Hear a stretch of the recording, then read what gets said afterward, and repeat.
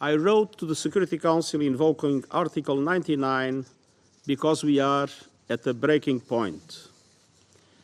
There is a high risk of the total collapse of the humanitarian support system in Gaza, which would have devastating consequences. We have already seen the spillover in the occupied West Bank, Lebanon, Syria, Iraq, and Yemen. The threat to the safety and security of United Nations staff in Gaza is unprecedented.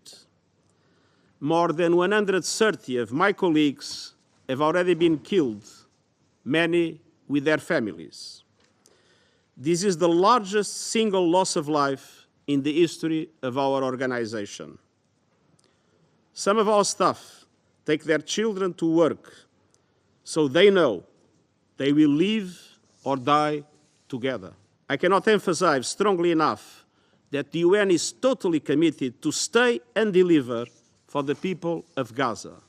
I deeply regret to inform the Council that under current conditions on the ground, the fulfillment of this mandate has become impossible. The conditions for the effective delivery of humanitarian aid no longer exist.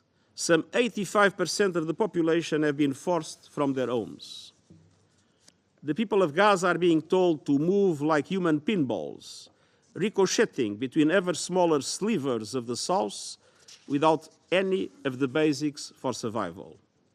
But nowhere in Gaza is safe. Half the people of the north and more than 1/3 of displaced people in the south are simply starving. We are all aware that Israel began its military operations in response to the brutal terror attacks unleashed by Hamas and other Palestinian armed groups on 7 October. I unreservedly condemn those attacks, and I'm appalled by the reports of sexual violence. At the same time, the brutality perpetrated by Hamas can never justify the collective punishment of the Palestinian people. And while indiscriminate rocket fire by Hamas into Israel and the use of civilians as human shields are in contravention with the laws of war, such conduct does not absolve Israel on its own violations. International humanitarian law includes the duty to protect civilians and to comply with the principles of distinction, proportionality, and precaution. The people of Gaza are looking into the abyss. The international community must do everything possible to end their ordeal.